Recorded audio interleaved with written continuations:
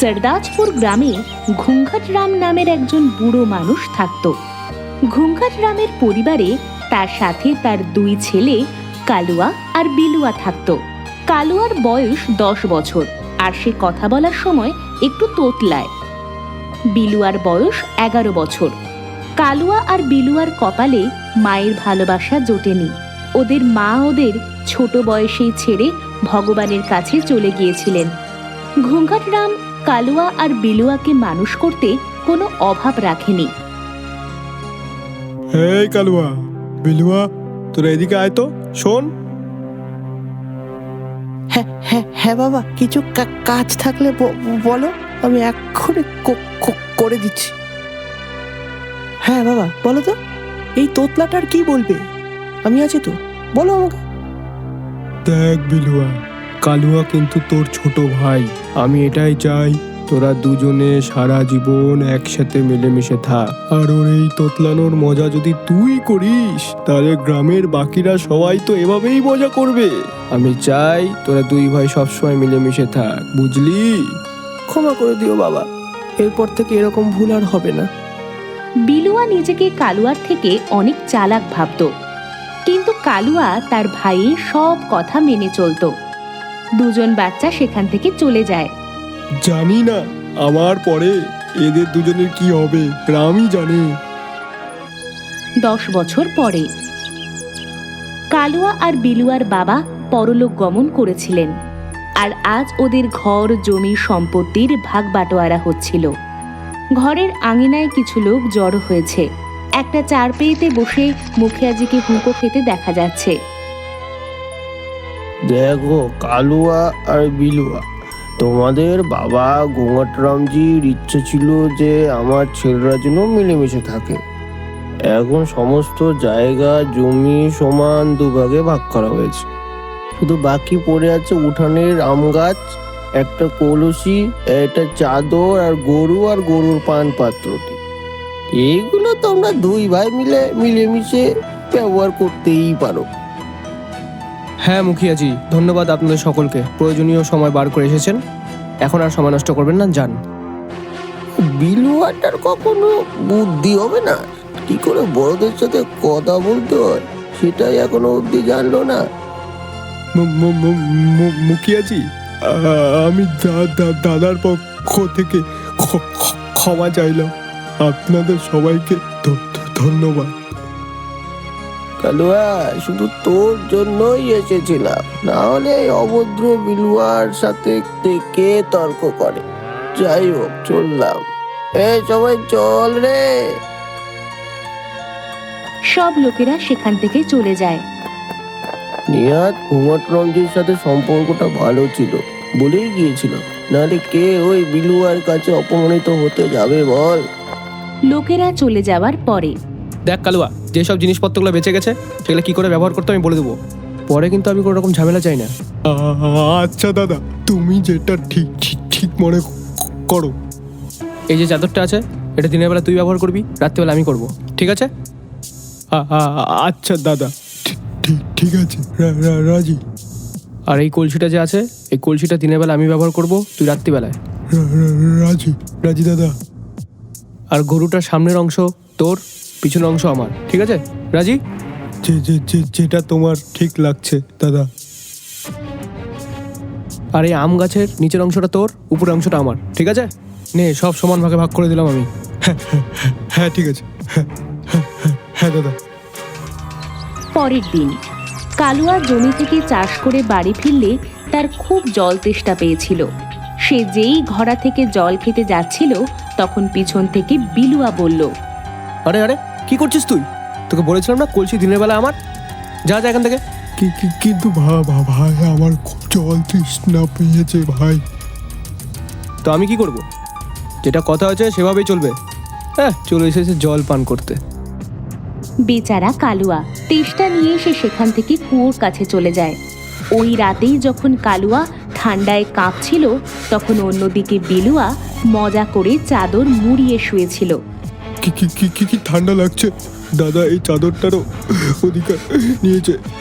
দিনের বেলা আমি চাদর নিয়ে কি করবো? পরের দিন সকাল সকাল বিলুয়া দাঁত মাজতে মাজতে, এই কালুয়া, তোর নিজের ভাগের যে গাছের অংশটা আছে সেটা কেন জল দিস না? গাছটা আস্তে আস্তে শুকিয়ে যাচ্ছে, দেখ পাতাগুলো পড়ে যাচ্ছে। হ্যাঁ দাদা, ঠিকই বলেছিস। আমি তো জল দিই এই এখনই কুয়ার দিকে যাচ্ছিলাম জল দিতেই।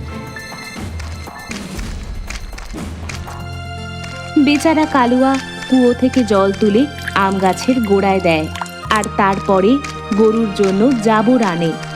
আর যেই কালুয়া গরুর দুধ দুইতে শুরু করে তখন ওকে বিলুয়া বলে। আরে মহাপুরুষ, কোথায় যাচ্ছ বাটি হাতে? গরুর পিছনের অংশ আমার, একমাত্র আমি দুধ দোয়াতে পারবো। যা যা যা, ভাগ এখান থেকে। একদিন কালুয়া খুব উদাস হয়ে গাঁয়ের পুকুরের পাড়ে এসে বসেছিল। ওখান দিয়ে গ্রামের মুখিয়াজি তখন যাচ্ছিল। উনি কালুয়াকে উদাস দেখে তার সঙ্গে কথা বলতে গেল। আরে কালুয়া, কেমন আছো ভাইয়া? হ্যাঁ, এইখানে তুমি উদাস হয়ে বসে আছো কেন? কিছু না মুখিয়াজি, কিছু না তো।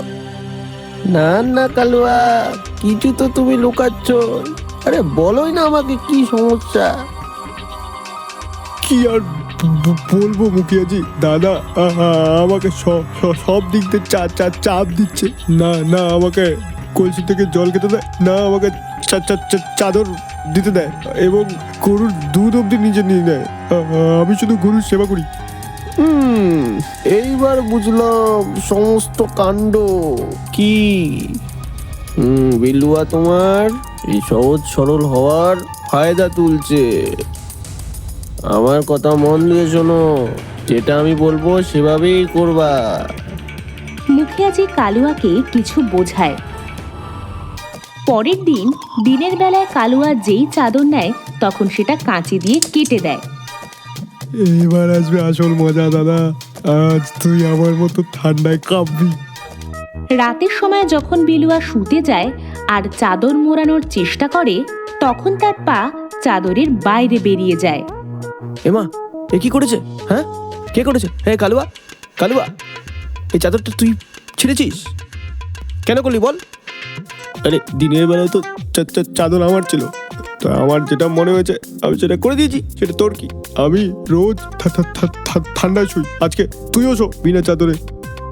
ঠিক আছে, আমিও দেখে নেবো। তুই অনেক আজকাল কথা বলতে শিখেছিস তো। সে রাগে কড়মড় করতে করতে সারা রাত ঠান্ডায় কাঁপতে লাগলো। ওই রাতে কালুয়া ঘরাতেও একটা ছিদ্র করে দেয় আর চুপচাপ নিজের খাটিয়ায় শুয়ে পড়েছিল। পরের দিন সকালে, এই কালুয়া, কলসিটা কি করে ফুটো হলো? হ্যাঁ, আমি এখন জল কিভাবে খাবো? সব তো তোরই কাণ্ড মনে হচ্ছে এগুলো। কালুয়া দেওয়ালের পিছন থেকে সবকিছু দেখে হাসছিল। মনে হচ্ছে দাদা খুব মজা লেগেছে। সবে তো শুরু, এখনো আগে দেখতে যাও কি হতে পারে। তারপরে বিলুয়া তাড়াতাড়ি পাত্র উঠিয়ে গরুর দিকে এগোয়। এখন আপাতত দুধ খেয়েই কাজ চালাই, এই কালুয়াকে আমি পরে দেখছি। এই বলে বিলুয়া গরুর নিচে দুধ দোয়ানোর জন্য বসে পড়ে। তখন কালুয়া সেখানে আসে আর গরুকে বিরক্ত করতে থাকে। আরে কালুয়া, তুই কি করছিস? তুই দেখতে পাচ্ছিস না আমি দুধ দোয়াচ্ছি? আরে ভাই, আমি তো শুধু গরুর সামনের দিকে একটু ধরেছি, যেটা আমি করতে পারবো। তুমি তো এটা মানা করতে পারবে না। এর মধ্যে গরু জোরে লাথি মারে আর বিলুয়া দূরে গিয়ে পড়ে যায়। কালুয়া তাড়াতাড়ি সেখান থেকে পালিয়ে যায়। ওরে বাবা রে, জুফ, সব হাড্ডি গুলা ভেঙে গেল রে। এই তোতলা কালুয়াটাকে আমি ছাড়বো না। এ বাবা, কিল ব্যথা করছে। দুপুরবেলা হতেই বিলুয়া উঠোনে রাখা চার পেয়েতে বসে পড়ল। এ বাবা, খুব জোরে খিদে পেয়েছে, কি যে করবো। তখন তার চোখ পড়ে আম গাছের ওপরে, যেখানে আম ঝুলেছিল। এটাই ভালো, আজকে আম খেয়েই পেট ভরাবো। এই বলে সে খোঁড়াতে খোঁড়াতে আম গাছের কাছে গেল। আম গাছে চড়তেই কালুয়া একটা কুড়ুল নিয়ে আম গাছের গোড়াটা কাটতে শুরু করে। আরে পাগল নাকি তুই? গাছটাকে কেটে দিচ্ছিস কেন? আরে আমার কাছের অংশের গোড়া আমি আমার ইচ্ছে মতো কাটবো। আম তুমি তো আমায় খেতে দাও না। বিলুয়া ভয় পেয়ে তাড়াতাড়ি গাছ থেকে নিচে নেমে যায়। দেখ কালুয়া, আজকে কিন্তু তুই সব ধৈর্যের সীমা ছাড়িয়ে দিয়েছিস। এটার বিচার তো মুখিয়াজিই করবে, যে কোনটা ঠিক কোনটা ভুল। চলো মুখিয়াজির কাছে। হ্যাঁ, ঠিক আছে, চলো চলো। দুজন মুখিয়াজির কাছে পৌঁছয়। আরে কালুয়া, বিলুয়া, আজ এখানে সব কিছু ঠিক আছে তো? দেখো মুখিয়াজি, 100 কথার এক কথা, কালুয়া কিন্তু কথার দাম একদম রাখিনি। আমাদের ভাগাভাগির পর আমরা ঠিক করেছিলাম কিছু কিছু জিনিস আমরা নিজেরা মিলে সব ব্যবহার করব।